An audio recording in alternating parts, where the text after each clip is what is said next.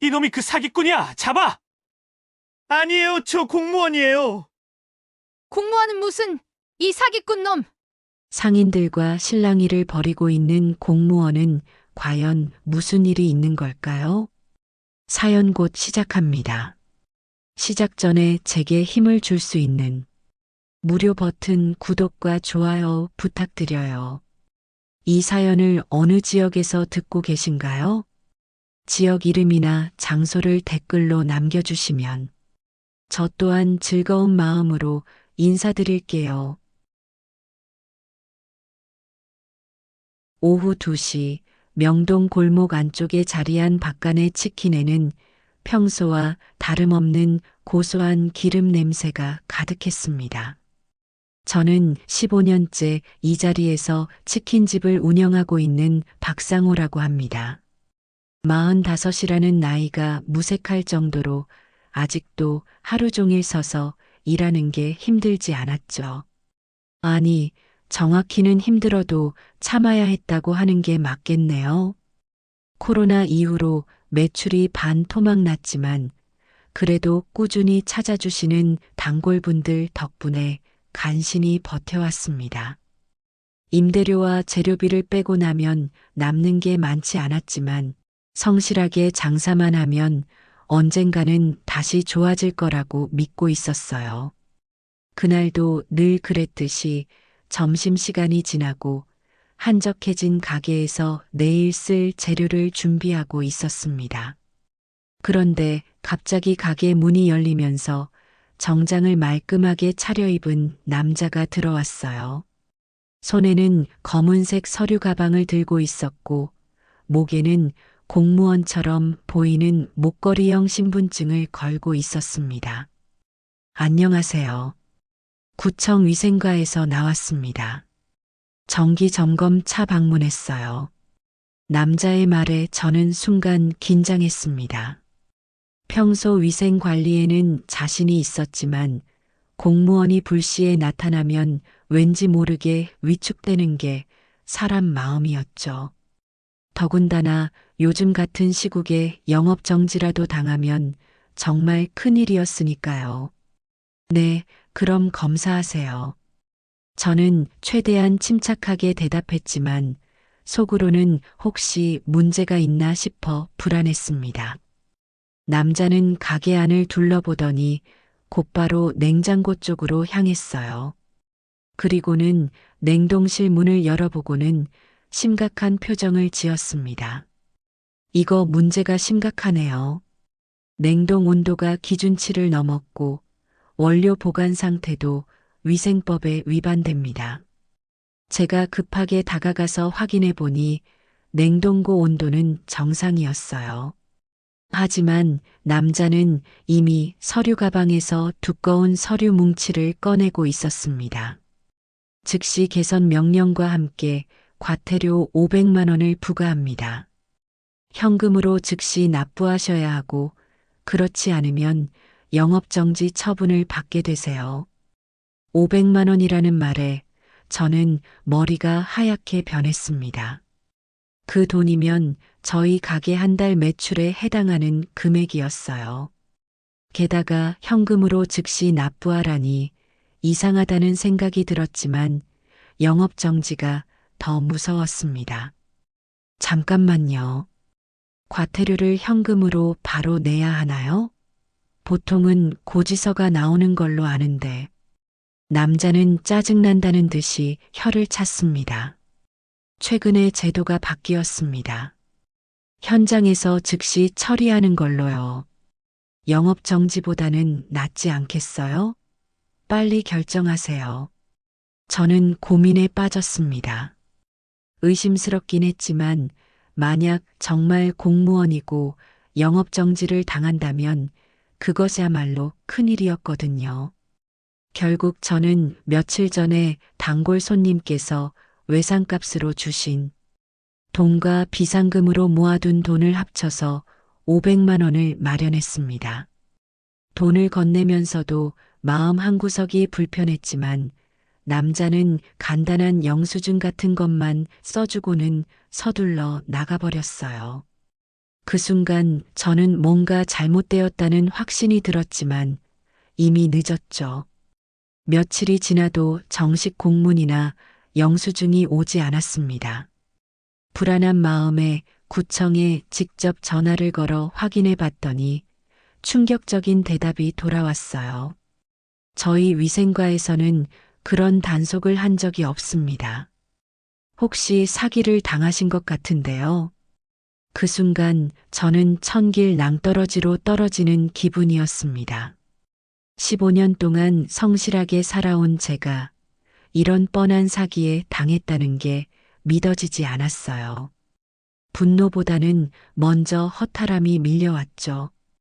구청에서 그런 단속을 한 적이 없다는 말을 듣는 순간 저는 온몸에 소름이 돋았습니다. 전화기를 든 손이 덜덜 떨렸고 머릿속이 하얗게 변했어요. 15년 동안 성실하게 장사해온 제가 이런 뻔한 사기에 당했다는 현실이 받아들여지지 않았습니다. 500만 원. 그 돈이 얼마나 소중한 돈인지 그 사기꾼은 알고나 있을까요? 코로나로 매출이 반토막 나서 하루하루 버티기도 힘든 상황에서 며칠 밤을 새워 모은 그 돈이었는데 말이에요. 분노가 치밀어 올랐지만 동시에 제 자신이 한심스럽기도 했습니다.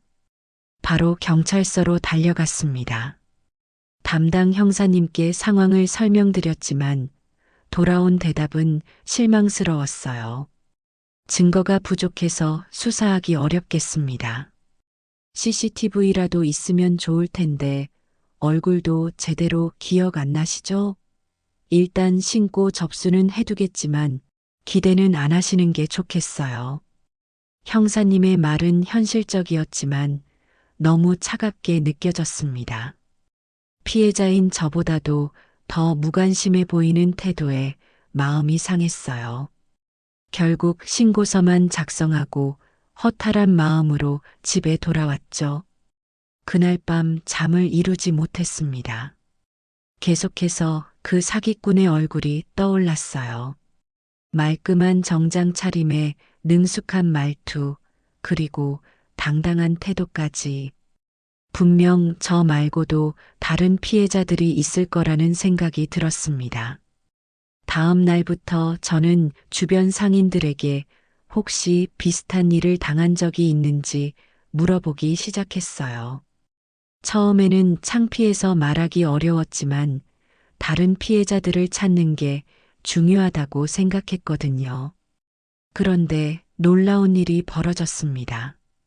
골목 입구에서 떡볶이 가게를 하시는 김 사장님이 제 이야기를 듣더니 깜짝 놀라시는 거예요. 어머, 박 사장님도 당했구나. 나도 지난달에 똑같은 일 당했어. 보건소 직원이라면서 와서 300만 원 뜯어갔다고. 김 사장님의 말에 저는 소름이 돋았습니다. 역시 제가 혼자가 아니었던 거죠. 그분도 저와 똑같이 정장 차림의 남자에게 당했다고 하시더라고요. 그 일을 계기로 저는 본격적으로 피해자들을 찾아 나섰습니다. 상인의 모임에서 이 이야기를 꺼내자 놀랍게도 비슷한 피해를 당한 분들이 속속 나타났어요. 순대집 이 사장님은 소방서 직원이라는 사람에게 400만 원을, 분식집 박 사장님은 세무서 직원이라는 사람에게 600만 원을 빼앗겼다고 했습니다. 총 11명의 피해자를 찾는데 일주일이 걸렸어요. 피해 금액을 모두 합치니 5천만 원이 넘었습니다. 그 많은 돈이 한순간에 사라진 거죠. 모두 코로나로 어려운 시기를 보내고 있는 소상공인들이었는데 말이에요. 피해자들이 모여 대책회의를 열었습니다. 모두들 분노에 차 있었지만 막상 어떻게 해야 할지 막막해 했어요. 경찰 수사는 답답하게 진행되고 있었고 증거도 부족한 상황이었거든요. 그때 순대집을 하시는 이진수 사장님이 의미 있는 말씀을 해주셨습니다. 알고 보니 이 사장님은 젊었을 때 형사였다고 하더라고요. 경찰만 기다리고 있으면 안 됩니다. 놈들이 이렇게 조직적으로 움직이는 걸 보면 분명 다른 지역에서도 같은 짓을 하고 있을 거예요. 우리가 직접 나서야 합니다. 이 사장님의 말에 모두들 고개를 끄덕였지만 구체적으로 어떻게 해야 할지는 여전히 모르겠더라고요. 하지만 한 가지는 확실했습니다. 이대로 당하고만 있을 수는 없다는 것이었죠. 회의를 마치고 집에 돌아오는 길에 저는 다시 한번 그날의 일을 되짚어 봤습니다. 분명 놈들이 남긴 흔적이 있을 거라고 생각했어요. CCTV든 목격자든 뭔가 단서가 있을 거라고 믿었습니다. 그날 밤 저는 결심했습니다. 경찰 수사를 기다리는 것뿐만 아니라 저 자신도 직접 나서서 그 사기꾼들을 찾아내겠다고 말이에요. 15년 동안 이 골목에서 장사하면서 쌓은 인맥과 경험을 총동원해서라도 반드시 놈들을 잡겠다고 다짐했습니다. 다음 날부터 저는 본격적인 수사를 시작했습니다. 전직 형사였던 이진수 사장님의 조언을 받아 체계적으로 접근하기로 했어요. 가장 먼저 해야 할 일은 그 사기꾼들의 행동 패턴을 파악하는 것이었습니다. 피해자들과 함께 각자가 당한 상황을 자세히 정리해 봤어요. 놀랍게도 모든 사건에 공통점이 있었습니다.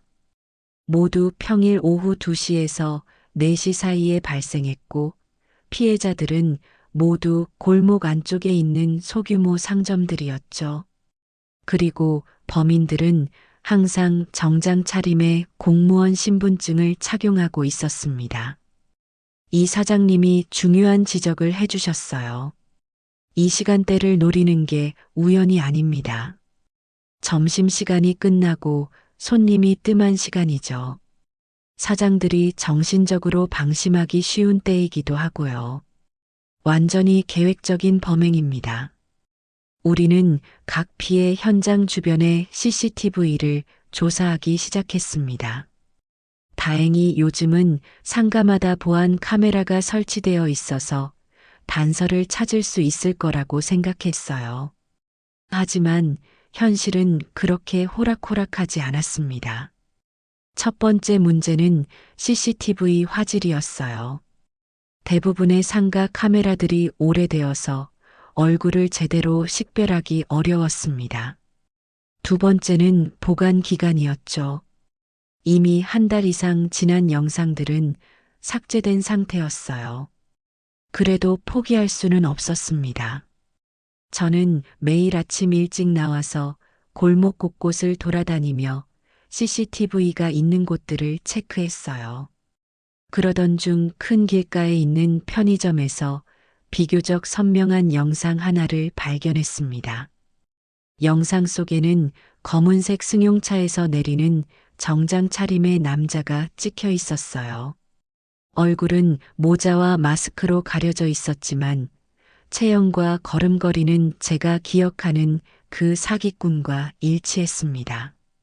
가장 중요한 건 차량 번호판이 일부 보인다는 것이었죠. 하지만 번호판도 완전히 읽을 수는 없었습니다. 앞자리 2글자만 겨우 확인할 수 있었어요. 그래도 이것만으로도 큰 수확이었죠. 적어도 놈들이 차를 이용한다는 걸 알 수 있었으니까요. 이 사장님과 함께 주변 상인들에게 그날 수상한 차량을 본 적이 있는지 물어보기 시작했습니다. 그런데 놀라운 증언이 나왔어요. 문구점을 하시는 할머니께서 그 시간에 검은색 차에서 정장 입은 남자 2명이 내리는 걸 봤다고 하시더라고요. 2명이라고요? 저한테 온 건 1명이었는데. 할머니는 고개를 끄덕이시며 말씀하셨습니다. 맞아요. 1명은 가게로 들어가고 다른 1명은 차 근처에서 망을 보고 있더라고요. 뭔가 수상해서 기억에 남아 있었어요. 이 증언으로 우리는 중요한 사실을 알게 되었습니다. 이들이 단순한 개인 사기꾼이 아니라 조직적으로 움직이는 전문 범죄 집단이라는 것이었죠. 한 명이 실제 사기를 치는 동안 다른 한 명이 경계를 서는 치밀한 작전이었습니다. 그 후 며칠 동안 더 많은 정보를 수집했습니다. 피해자들의 증언을 종합해 보니 범인들의 수법도 점점 뚜렷해졌어요. 항상 정부 기관 직원을 사칭하고 즉시 현금 납부를 요구하며 영업 정지를 빌미로 협박하는 패턴이었습니다. 가장 교묘한 점은 피해 금액을 각각 다르게 설정한다는 것이었어요. 가게 규모와 매출을 미리 파악해서 지불 가능한 선에서 요구하는 거죠. 이 때문에 피해자들이 어쩔 수 없이 돈을 내게 되는 것이었습니다. 이 사장님이 심각한 표정으로 말씀하셨어요. 이 정도면 전문적인 범죄 조직입니다. 사전 조사부터 실행까지 모든 게 계획적이에요. 우리가 생각하는 것보다 훨씬 위험한 상대일 수 있습니다. 그 말을 듣는 순간 등골이 서늘해졌습니다. 하지만 동시에 분노도 더 커졌어요. 이런 조직이 전국을 돌아다니며 힘없는 소상공인들을 괴롭히고 있다는 생각에 참을 수가 없었습니다. 그런데 며칠 후 제가 수사하고 있다는 사실이 누군가에게 알려진 것 같다는 느낌이 들기 시작했어요. 가게 앞을 지나가는 수상한 사람들이 보이고 밤늦게 집 앞에 세워진 낯선 차량들이 눈에 띄었습니다. 어느 날 저녁 집에 돌아가던 길의 뒤에서 누군가 따라오는 기척을 느꼈어요. 뒤돌아보니 모자를 푹 눌러 쓴 남자가 일정한 거리를 유지하며 걷고 있었습니다. 심장이 쿵쾅거렸지만 일단 빠른 걸음으로 사람이 많은 큰 길로 나왔죠. 그때 깨달았습니다. 제가 놈들을 추적하고 있는 동시에 놈들도 저를 주시하고 있다는 것을 말이에요. 이제 단순한 수사가 아니라 진짜 위험한 게임이 시작된 것 같았습니다. 그날 밤 집에 도착한 후에도 마음이 편치 않았습니다. 계속해서 뒤를 돌아보게 되고 작은 소리에도 깜짝깜짝 놀라게 되더라고요. 아내에게는 괜히 걱정시킬까봐 말하지 못했지만 뭔가 심상치 않은 분위기를 느끼고 있었어요. 다음 날 아침 가게에 출근하니까 더 충격적인 일이 기다리고 있었습니다. 가게 앞 유리창에 누군가 빨간 스프레이로 그만둬라는 글씨를 써놓은 거예요. 주변을 둘러봐도 다른 가게들은 멀쩡했는데 저희 가게만 그런 낙서가 있었죠. 손이 덜덜 떨렸지만 일단 깨끗이 지우고 평소처럼 가게를 열었습니다. 그런데 하루 종일 신경이 곤두서 있더라고요. 손님이 들어올 때마다 혹시 그 사기꾼들이 아닐까 싶어서 가슴이 두근거렸어요. 오후에 이진수 사장님이 가게로 찾아오셨습니다. 제 얘기를 듣더니 심각한 표정을 지으시더라고요. 박 사장님, 이거 장난이 아닙니다. 놈들이 본격적으로 경고를 보내는 거예요. 예전에 형사할 때 이런 케이스 많이 봤는데 이제부터 더 조심해야 합니다. 이 사장님의 말에 등골이 서늘해졌지만 동시에 분노도 치밀어 올랐어요. 놈들이 저를 협박한다는 건 제가 올바른 길을 가고 있다는 증거이기도 했으니까요. 그런데 진짜 무서운 일은 그 다음에 벌어졌습니다. 저녁에 집에 돌아가니까 아내가 창백한 얼굴로 저를 맞이하더라고요. 여보, 오늘 낮에 이상한 전화가 왔어요. 남자 목소리였는데 남편분이 쓸데없는 일에 너무 깊이 관여하고 있다면서요. 가족들 안전을 위해서라도 그만두는 게 좋겠다고 하더라고요.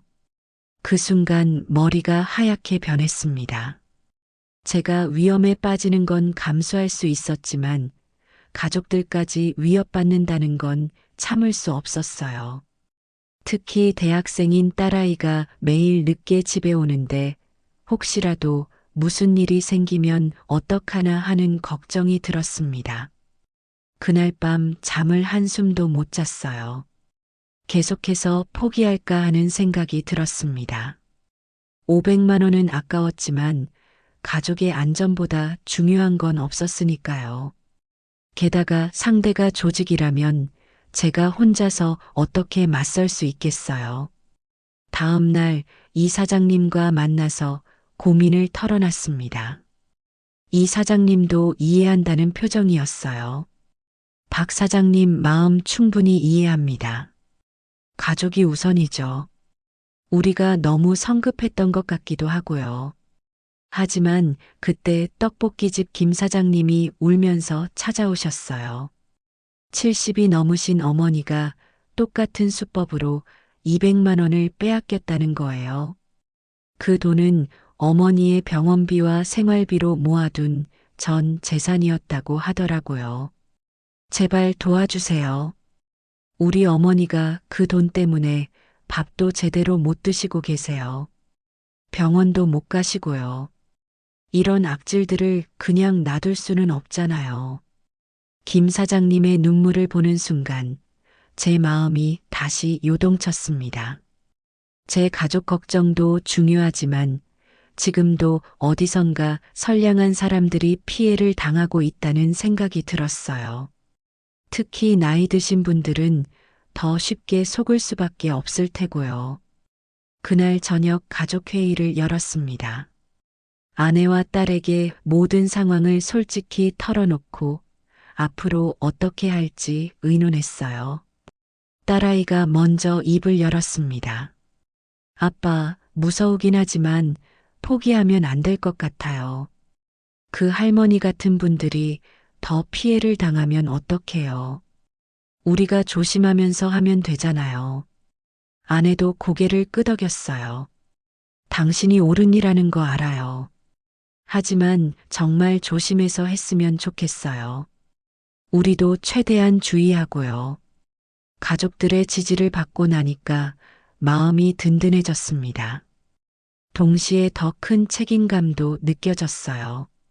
이제는 단순히 제 돈을 찾는 게 아니라 더 많은 피해자들을 위해 싸워야 한다는 사명감이 생겼죠.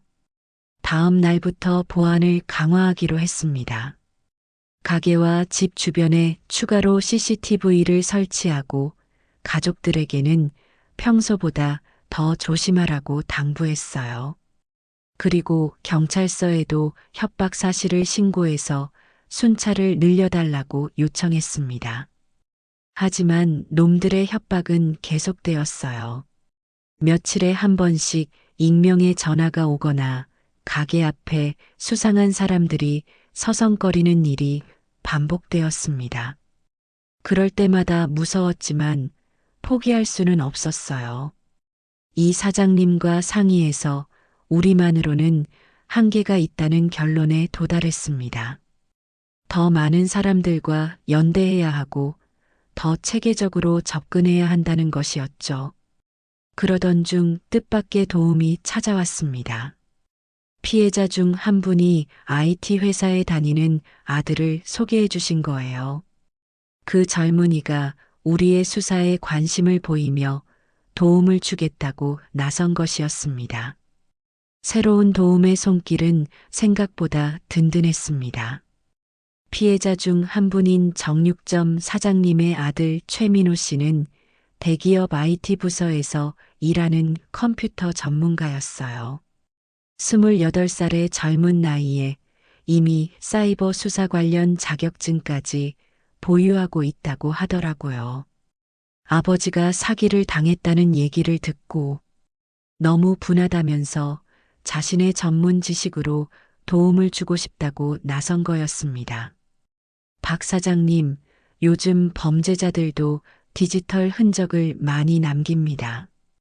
CCTV 영상 분석이나 전화 추적 같은 건 제가 도울 수 있어요. 경찰보다 더 빠르고 정확하게 할 자신 있습니다. 민호 씨의 말에 희망이 보이기 시작했어요. 그동안 아날로그 방식으로만 수사해 오던 저희에게는 정말 필요한 전문성이었거든요. 우선 민호 씨가 그동안 수집한 CCTV 영상들을 전문 프로그램으로 분석해 주었습니다. 화질이 떨어져서 포기했던 영상들도 기술적으로 보정하니까 새로운 정보들이 나오더라고요. 가장 큰 성과는 차량 번호판을 완전히 복원해낸 것이었어요. 민호 씨가 여러 각도의 영상을 합성 분석해서 완전한 번호를 알아낸 거죠. 그리고 그 차량이 렌터카라는 사실까지 밝혀냈습니다. 렌터카 회사에 직접 연락할 수는 없으니까 민호 씨가 다른 방법을 제안했어요. 그 차량이 언제 어디서 대여되었는지 추적해서 패턴을 찾자는 거였죠. 며칠 후 놀라운 사실이 드러났습니다. 그 차량은 지난 한 달 동안 서울 여러 지역에서 연속으로 대여되었고, 대여 날짜들이 각 지역의 피해 발생 시점과 정확히 일치했어요. 이제 확실해졌습니다.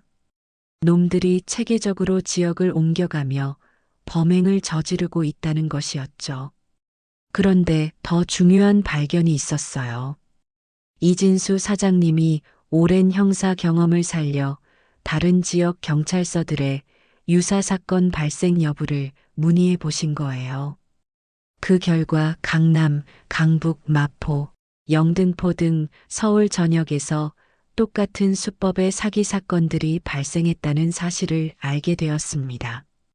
피해 규모는 상상 이상이었어요. 지금까지 확인된 것만 해도 피해자가 50명이 넘고 총 피해 금액이 3억 원을 훌쩍 넘었습니다. 그런데 이건 빙산의 일각일 가능성이 높았죠. 신고하지 않은 피해자들이 더 많을 거라고 봤으니까요. 이 사장님이 심각한 표정으로 말씀하셨어요. 이 정도 규모면 단순한 사기 조직이 아닙니다. 전국 단위로 활동하는 전문 범죄 집단이에요. 우리가 상대하고 있는 건 생각보다 훨씬 큰 조직입니다. 그 말을 듣고 나니까 한편으로는 무서웠지만 다른 한편으로는 더욱 분노가 치밀었어요. 이런 악질들이 전국의 선량한 소상공인들을 괴롭히고 있다는 게 참을 수 없었거든요. 민호 씨가 제안했습니다. 이제 우리만으로는 한계가 있어요. 다른 지역 피해자들과도 연대해야 하고 더 체계적으로 접근해야 합니다. 온라인 플랫폼을 만들어서 전국의 피해자들이 정보를 공유할 수 있게 하면 어떨까요? 정말 좋은 아이디어였어요. 민호 씨는 며칠 만에 소상공인 지킴이라는 온라인 커뮤니티를 만들었습니다.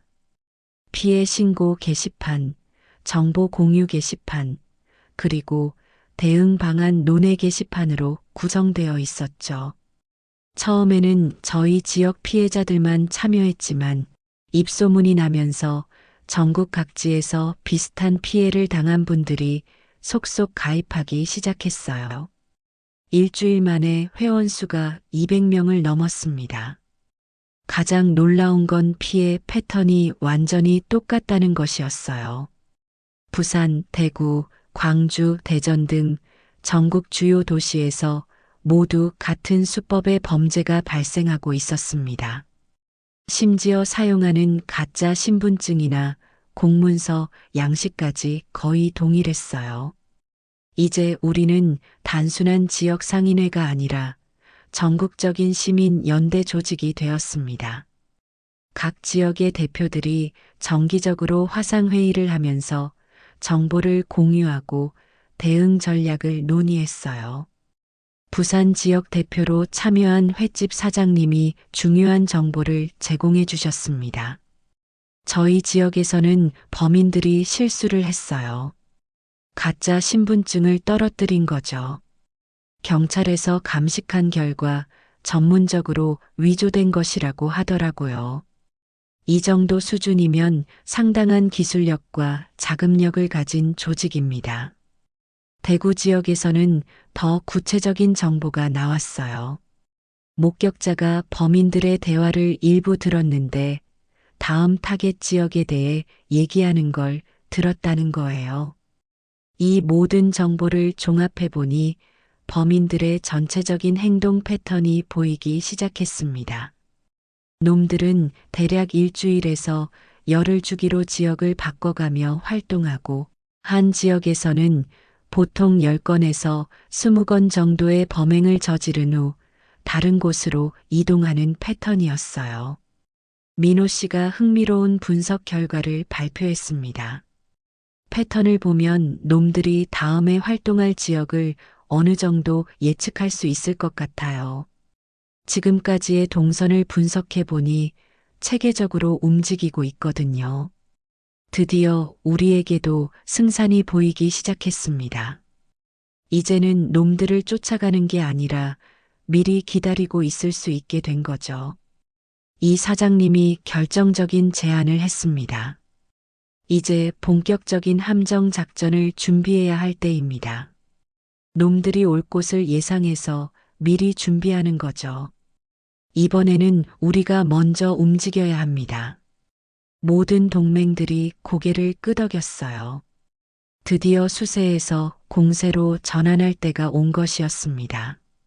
민호 씨의 데이터 분석 결과에 따르면 범인들의 다음 타겟 지역은 홍대 앞 상권일 가능성이 높았습니다.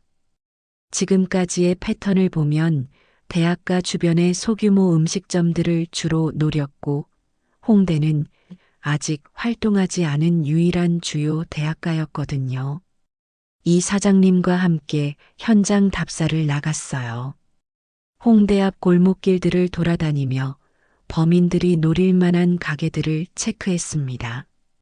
혼자 운영하는 소규모 식당들, 접근이 쉬운 골목 안쪽 위치, CCTV 사각지대 등의 조건을 갖춘 곳들을 리스트업했죠. 그런데 문제가 하나 있었어요. 함정을 놓으려면 실제 가게가 필요한데 아무런 관련 없는 사장님들께 위험을 감수해달라고 부탁드리기가 어려웠습니다. 그때 뜻밖의 도움이 나타났어요. 온라인 커뮤니티를 통해 연락을 받은 홍대 근처 떡볶이집 사장님께서 직접 나서겠다고 하신 거예요. 저도 작년에 비슷한 피해를 당했어요. 그때는 어떻게 대처해야 할지 몰라서 그냥 당하고만 있었는데 이번에는 꼭 잡고 싶습니다. 제 가게를 써도 됩니다.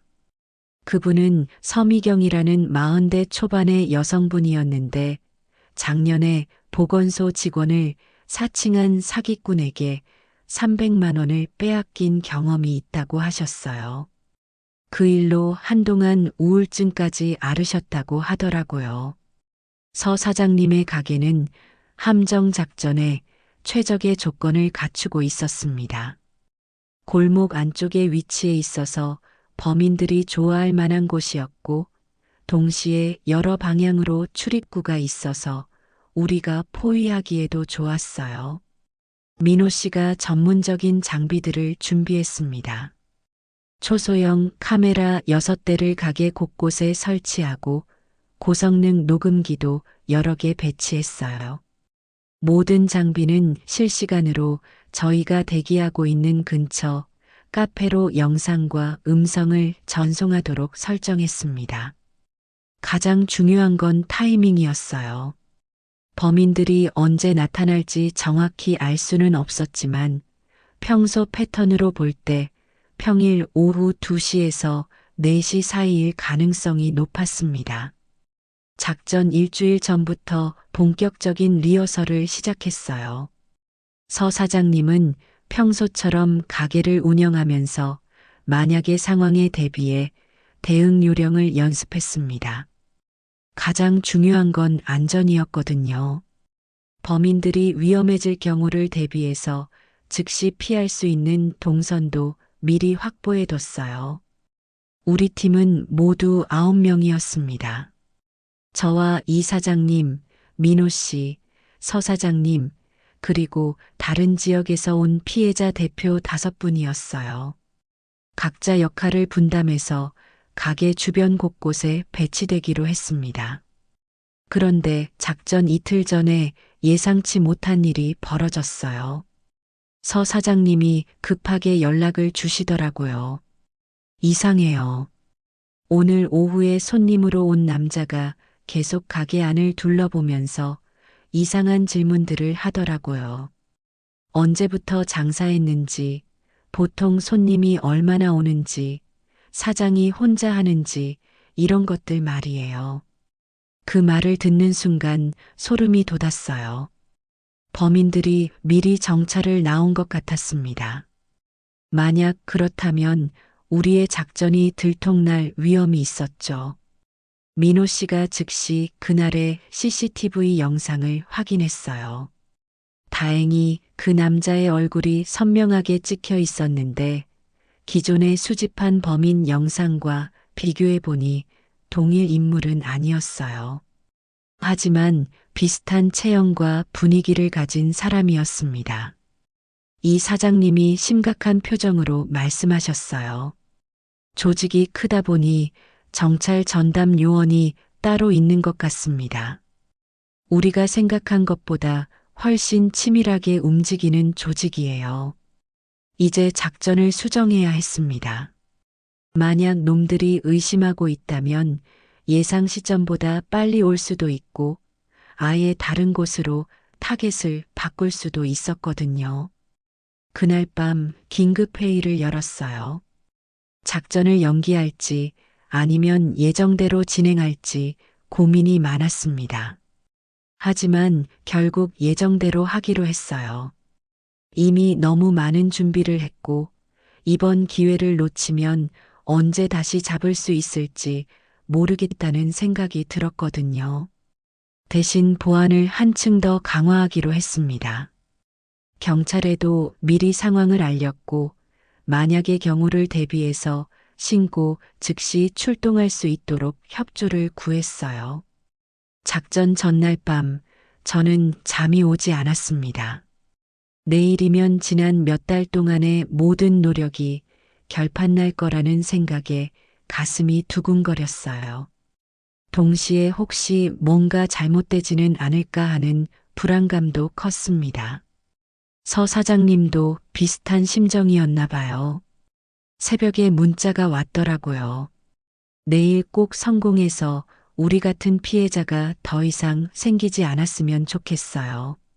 무서우면서도 설레네요. 드디어 결전의 날이 밝았습니다. 모든 준비는 끝났고 이제 범인들이 함정에 걸려들기만 하면 되는 상황이었어요. 하지만 실제 작전에서는 예상치 못한 변수들이 기다리고 있었습니다. 작전 당일 아침 7시 저희는 모두 각자의 위치에 배치되었습니다. 서미경 사장님은 평소처럼 가게를 열고 저희는 주변 카페와 상점들에 숨어서 대기했어요. 민호 씨는 실시간 모니터링을 위해 근처 PC방에서 모든 카메라와 녹음 장비를 점검하고 있었습니다. 오전에는 평범한 손님들만 왔어요. 점심시간이 지나고 오후 1시가 되자 긴장감이 고조되기 시작했습니다. 혹시 정찰 때 들통났나 싶어 불안해하던 그때 민호 씨에게서 급한 연락이 왔어요. 검은색 승용차 한 대가 골목 입구에서 10분째 서 있어요. 차 안에 2명이 타고 있는데 뭔가를 관찰하는 것 같습니다. 드디어 왔구나 싶었어요. 심장이 쿵쾅거렸지만 최대한 침착하려고 노력했습니다. 이 사장님이 무전기로 지시했어요. 모두 준비하세요. 하지만 성급하게 움직이지 마시고 확실한 증거를 확보할 때까지 기다려야 합니다. 오후 2시 30분 차에서 정장을 입은 남자 하나가 내렸습니다. 손에는 검은색 서류 가방을 들고 있었고 목에는 공무원 신분증처럼 보이는 것을 걸고 있었어요. 바로 그놈이었습니다. 제가 몇 달 전에 봤던 그 사기꾼 말이에요. 남자는 주변을 둘러본 후 서 사장님의 가게로 향했습니다. 다른 한 명은 차 근처에서 망을 보고 있었어요. 완전히 예상했던 대로의 패턴이었죠. 가게 안으로 들어간 사기꾼의 목소리가 숨겨진 마이크를 통해 선명하게 들려왔어요. 안녕하세요. 구청 위생과에서 나왔습니다. 신고가 들어와서 급하게 점검하러 왔어요. 서 사장님이 연기를 잘해주셨어요. 당황하는 척하면서도 침착하게 대응했습니다. 신고요? 저희 가게에 무슨 문제가 있나요? 사기꾼은 냉장고를 대충 들여다본 후 심각한 표정을 지었어요. 위생 상태가 심각합니다. 즉시 과태료 400만 원을 현금으로 납부하셔야 하고 그렇지 않으면 영업정지 처분을 받게 됩니다. 바로 그 순간이었어요. 완벽한 증거가 확보된 거죠. 민호 씨가 모든 영상과 음성을 고화질로 녹화하고 있었고 사기 행위의 전 과정이 다 기록되었습니다. 하지만 문제가 생겼어요. 서 사장님이 돈을 준비하러 안으로 들어가신 틈에 사기꾼이 뭔가 수상하다는 느낌을 받은 것 같았어요. 갑자기 주변을 살피더니 가방을 챙기고 나가려고 했습니다. 이 사장님이 급하게 지시했어요. 지금 움직여야 합니다. 놓치면 안 됩니다. 저는 가게 뒷문으로 들어가서 사기꾼의 앞을 막았고 이 사장님은 정문을 통해 들어오셨어요. 사기꾼은 당황한 표정으로 상황을 파악하려고 했습니다. 뭐 하는 거예요? 저는 공무원입니다. 이 사장님이 단호하게 말씀하셨어요. 공무원이라고요? 구청에 확인해 보니 그런 단속은 없었던데요. 당신은 사기꾼입니다. 그 순간 사기꾼의 얼굴이 싹 변했어요. 이제 더 이상 연기할 필요가 없다는 듯이 본색을 드러내더라고요. 증거가 뭐가 있는데요? 입증할 수 있어요? 민호 씨가 태블릿을 들고 나타났어요. 여기 다 있습니다. 방금 전 과정이 모두 녹화되었고 음성도 완벽하게 녹음되었어요. 게다가 당신이 사용한 가짜 신분증과 공문서도 모두 촬영했습니다. 사기꾼은 이제 완전히 당황했어요. 출구를 찾으려고 했지만 이미 다른 팀원들이 모든 출입구를 막고 있었습니다. 그런데 그때 예상치 못한 일이 벌어졌어요. 망보던 놈이 상황이 이상하다는 걸 눈치채고 차를 몰고 도주하려고 한 거예요. 다행히 미리 준비해둔 다른 팀원들이 골목 입구를 막고 있었어요. 부산에서 온 횟집 사장님이 자신의 트럭으로 골목 입구를 막아서 도주를 저지했습니다. 차에서 내린 두 번째 사기꾼도 도망치려고 했지만 이미 포위망이 완성된 상태였어요. 결국 2명 모두 붙잡혔습니다. 경찰에 신고하자 즉시 출동했어요. 체포 과정에서 더 놀라운 사실들이 드러났습니다. 놈들의 차 안에서 가짜 신분증이 수십 개, 위조된 공문서, 양식들, 그리고 피해자 명단까지 발견된 거예요. 가장 충격적인 건 피해자 명단이었어요. 전국 각지의 소상공인들 정보가 체계적으로 정리되어 있었고 각 가게의 매출 규모와 사장 성향까지 세밀하게 조사되어 있었습니다. 경찰 조사에서 밝혀진 바로는 이들이 전국을 돌아다니며 활동하는 전문 사기 조직의 실행범들이었어요. 총 8명으로 구성된 조직이었고 지금까지 전국에서 200건이 넘는 사기를 저질렀다고 했습니다. 피해 금액은 총 15억 원에 달했어요. 상상도 못했던 규모였죠. 더 중요한 건 이들이 단순한 사기꾼이 아니라는 점이었어요. 조직 뒤에 더 큰 배후가 있다는 정황들이 나타났습니다. 위조 문서 제작이나 정보 수집 등은 이들 수준에서는 불가능한 일이었거든요. 하지만 일단 실행범들을 잡은 것만으로도 큰 성과였어요. 더 이상 무고한 소상공인들이 피해를 당하지 않을 거라는 안도감이 들었습니다. 그날 밤 우리 팀은 작은 축하 모임을 가졌어요. 몇 달 동안의 노력이 드디어 결실을 맺었다는 기쁨이 컸습니다. 하지만 동시에 더 큰 숙제가 남아있다는 것도 알고 있었어요. 체포된 사기꾼들의 진술을 통해 더 큰 조직의 실체가 드러나기 시작했습니다. 경찰 수사 결과 이들 뒤에는 전문적으로 위조 문서를 제작하는 업체와 개인정보를 수집하는 브로커들이 있었어요. 마치 하나의 기업처럼 조직적으로 운영되는 범죄 집단이었던 거죠. 무엇보다 기뻤던 건 피해자들이 돈을 되찾게 되었다는 것이었어요. 압수된 현금과 조직 계좌에서 발견된 돈으로 대부분의 피해금을 회복할 수 있었습니다. 저도 그 500만 원을 되찾을 수 있었죠. 몇 달 만에 다시 손에 쥔 그 돈이 얼마나 소중하게 느껴지던지요. 하지만 무엇보다 뜻깊었던 건 다른 피해자분들의 기쁨이었어요. 특히 생활비까지 빼앗겼던 할머니께서 눈물을 흘리며 고마워하시는 모습을 보니까 정말 보람있다는 생각이 들었습니다. 할머니가 제 손을 꼭 잡으며 말씀하셨어요. 정말 고맙습니다. 포기하지 않고 끝까지 싸워주셔서요. 덕분에 병원도 다시 다닐 수 있게 되었어요. 그 말씀을 들으니까 그동안의 모든 고생이 보상받는 기분이었어요. 우리의 이야기는 언론에도 크게 보도되었습니다. 소상공인들의 자체 수사로 전국구 사기 조직 검거라는 제목으로 여러 방송과 신문에 소개되었죠.